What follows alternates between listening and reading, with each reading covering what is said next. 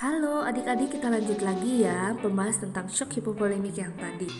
Oke, yang pertama, bahwa hipovolemik ini ada kelas-kelasnya dari kelas 1 sampai dengan kelas 4. Nah, kalau misalnya kelas 1, berapa mililiter sih kehilangan darah? Itu kehilangan sekitar 750 mililiter. Kemudian kalau dipersenkan ini sekitar 15% ya dari total berat tubuh. Kemudian denyut nadi ini biasanya kurang dari 100 kali per menit. Tekanan darah masih dalam rentang normal.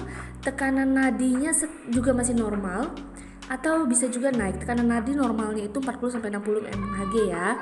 Kemudian pernapasannya 14 sampai dengan 20 kali per menit. Produksi urinnya masih normal, lebih dari 30 ml per jam. Ya kalau produksi urin itu 0,5 sampai 1,5 cc per kilogram berat badan ya. Kemudian untuk status mental ini biasanya digambarkan pasiennya mengalami sedikit kecemasan. Dan untuk pemberian cairan biasanya diberikan cairan kristaloid, normal salin atau diberikan ringer laktat. Kemudian ada juga kelas 2 sekarang. Ketika kehilangan cairan itu 750 sampai 1500 ml.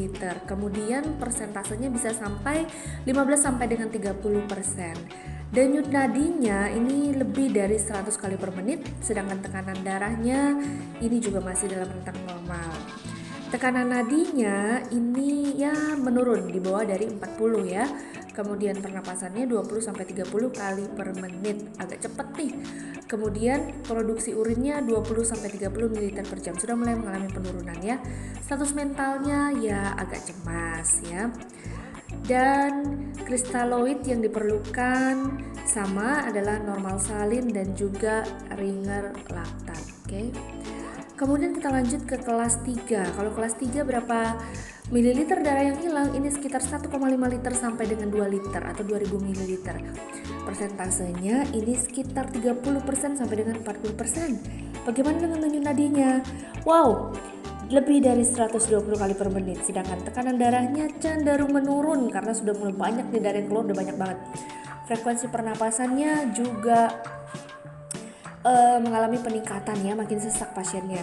Produksi urinnya bagaimana? Mulai mengalami makin menurun 5 sampai 15 ml per jam. Kemudian tekanan nadinya terus menurun ya di bawah 40 mm Hg.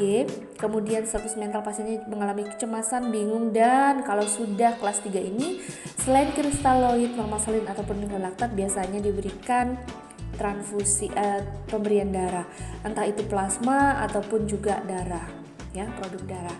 Kemudian kelas 4, kalau dia sudah mengalami kejadian sampai kehilangan lebih dari 2 liter maka dikategorikan kelas 4. Ini sudah amat payah banget pasiennya. Kemudian ini kehilangannya sekitar 40% nah ya, kehilangan darahnya, volume darah yang hilang. Kemudian denyut nadinya ini lebih dari 140.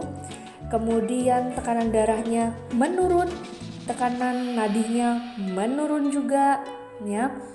Kemudian frekuensi pernapasannya sudah lebih dari 35 kali per menit, udah sesak sekali. Kemudian produksi urin tidak berarti ya. Ya bisa dibilang nggak ada ya. Status mentalnya pasien mengalami letargik atau bingung lesu ya. Sehingga penggantian kristaloidnya selain diperlukan cairan kristaloid seperti normal salin atau ringer laktat, diperlukan juga tambahan darah, baik itu produk darah ataupun plasma.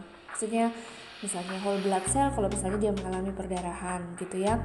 Semoga ini bisa dipahami, lebih kurangnya Ibu sampaikan maaf. Oke, selamat belajar.